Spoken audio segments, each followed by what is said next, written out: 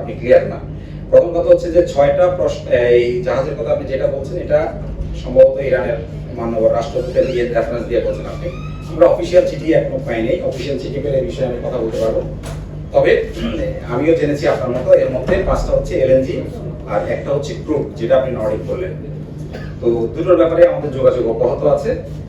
আপনারা জানেন যে যুদ্ধ পরিস্থিতির কারণে মধ্যপ্রাচ্য থেকে অনেকগুলো আমাদের যে জিটোজি চুক্তি ছিল সেগুলো ফোর্স মেজর হয়েছিল আগে, কিন্তু যেগুলো আমরা চেষ্টা করছি যে সেই ইরানের যেহেতু একটা সবুজ সংকেত আছে, এটা যদি আমরা অফিসিয়ালি পেয়ে যাই তাহলে আমরা সেই উৎস থেকে আনাচ্ছি।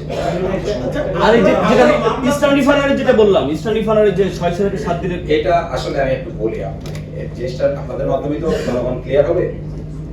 আমরা আমাদের ইস্টার্ন রিফাইনারিতে কতটুকু রিফাইন করি, আমরা মূলত কিন্তু রিফাইন বেসড, আমরা আমাদের আমদানিটা মূলত রিফাইন বেসড, ফলে পরিশোধিত জ্বালানি তেলের সরবরাহ আমাদের যথাযথভাবেই আছে।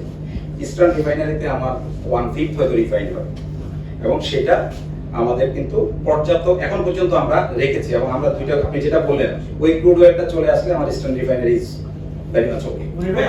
মামলা করছেন, তারপর উদ্ধার করছেন মজুদ, বিশেষ করে গতকালকেও একটা বিপুল সংখ্যক আপনারা উদ্ধার করছেন, কিন্তু এটি কি মানে শাস্তিটা একটু দুর্বল হয়ে যাচ্ছে কিনা, যে কারণে আপনারা ঠেকাতে পারছেন না, বা কঠোর কোনো বার্তা দেবেন কিনা এই মন্ত্রণালয়ের পক্ষ থেকে, যে ভবিষ্যতে যদি জ্বালানি কেউ মজুদ করে তাহলে আরো কঠোর হবে কিনা মন্ত্রণালয়? থ্যাংক ইউ ভেরি মাচ, এটা খুবই ভালো প্রশ্ন আমি মনে করি।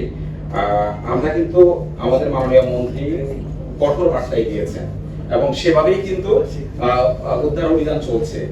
রাষ্ট্রের সমস্ত আইন শৃঙ্খলা বাহিনী এটা সাথে কাজ করছে, এবং প্রচলিত আইন অনুযায়ী যা যা করা দরকার সেভাবেই কিন্তু ব্যবস্থা নেওয়া হচ্ছে।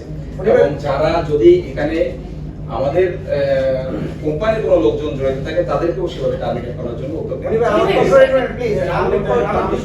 প্রথম প্রশ্ন হচ্ছে যে আপনি এই পর্যন্ত ওভার নাইট আসলে আমরা ইয়ে করতে পারবো না, তবে আমরা গতকাল একটা ডেমো করেছি একটা ফিলিং স্টেশনে, আর হোপফুলি আমরা সপ্তাহখানেকের মধ্যে হয়তো কোথাও একটা পাইলট প্রজেক্ট হিসেবে আমরা চালু করব।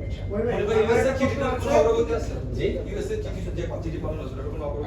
এখন পর্যন্ত আমরা জবাব পাইনি।